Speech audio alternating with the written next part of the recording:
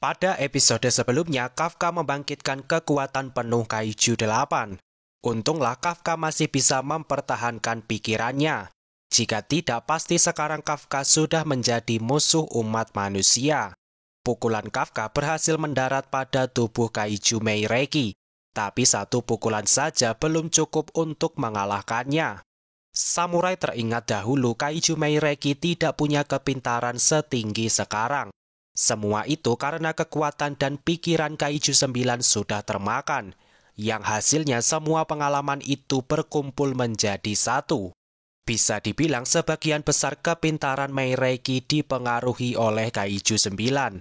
Kekuatan sebesar itu jika tidak dikalahkan sekarang juga akan menjadi bencana. Bukan hanya untuk Jepang tapi seluruh dunia. Jangan lupa bahwa seluruh negara mengalami masalah Kaiju. Jadi tidak hanya Jepang yang sedang bertarung.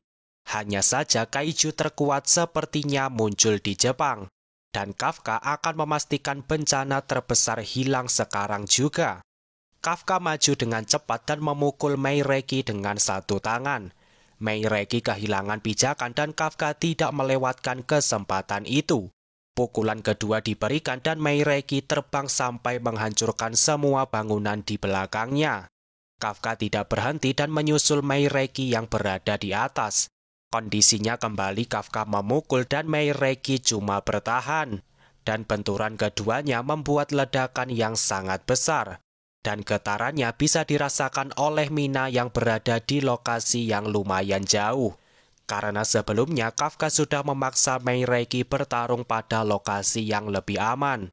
Tapi walaupun begitu, manusia pada radius 3 km masih merasakan getaran yang seperti gempa. Kafka kecolongan setelah beberapa pukulan. Tubuh Kafka tertangkap dan dilempar sejauh mungkin. Meireki menyusul dan memberikan pukulan tambahan. Kali ini Kafka yang dipaksa harus bertahan total. Tapi Kafka segera bangkit dan berharap bisa kembali menyerang.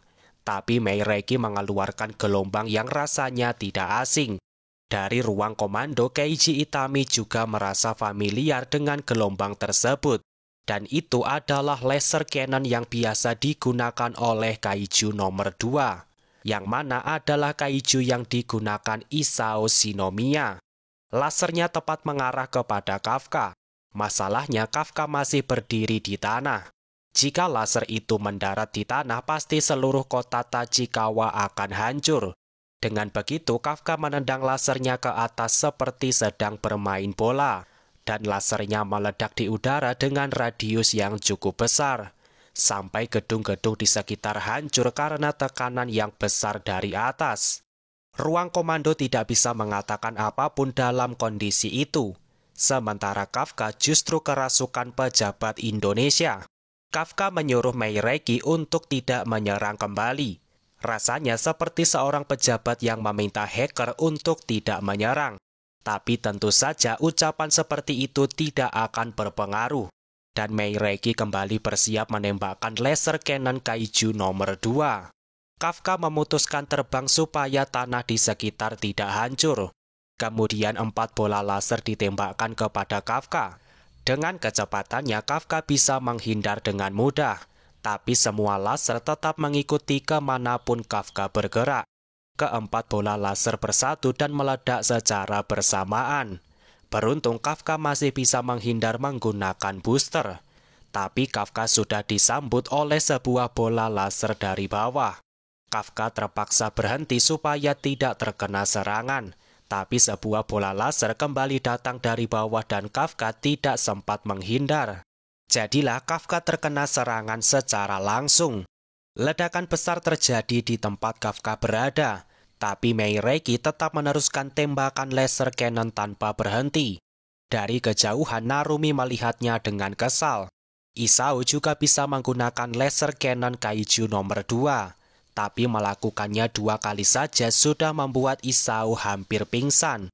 Dan Meireki seperti bisa melakukannya sepuasnya. Perbedaan tubuh manusia dengan Kaiju sangat jelas terlihat di sini. Tapi dalam catatan sejarah, Kaiju nomor 2 sendiri tidak mampu melakukan tembakan beruntun seperti itu. yang artinya kaiju Meireki adalah kaiju terkuat yang pernah muncul hingga sekarang. Namun ada satu lagi yang membuat Narumi merasa sangat marah. Fakta bahwa Kafka sanggup bertarung melawan kaiju terkuat dalam sejarah. Bahkan bisa jadi Kafka adalah monster yang lebih kuat dari Meireki sendiri. Pantas saja judul dari chapter 122 adalah Displaying Even the Greater Power, yang artinya menunjukkan kekuatan melebihi kekuatan terkuat. Dan Kafka memukul Meireki dengan pukulan beruntun. Kalian bayangkan saja suara Jotaro ketika memukul. Itu yang Kafka lakukan sekarang. Ura, ura, ura, ura. Semua orang berharap Kafka bisa menang pada serangan tersebut. Nogizaka menyuruh Kafka terus menyerang sampai Meireki tewas. Tapi Kafka malah berhenti menyerang dan meminta radius bahaya ditambah menjadi 5 km. Karena Meireki terlihat seperti akan meledak, dan Kafka tahu ada sesuatu yang akan muncul. Apakah ternyata Meireki masih punya kaiju yang lain di dalam tubuhnya? Padahal kita sudah melewati kekalahan kaiju 9. Sekarang Meireki juga hampir dikalahkan. Tapi kenapa pertarungan belum selesai?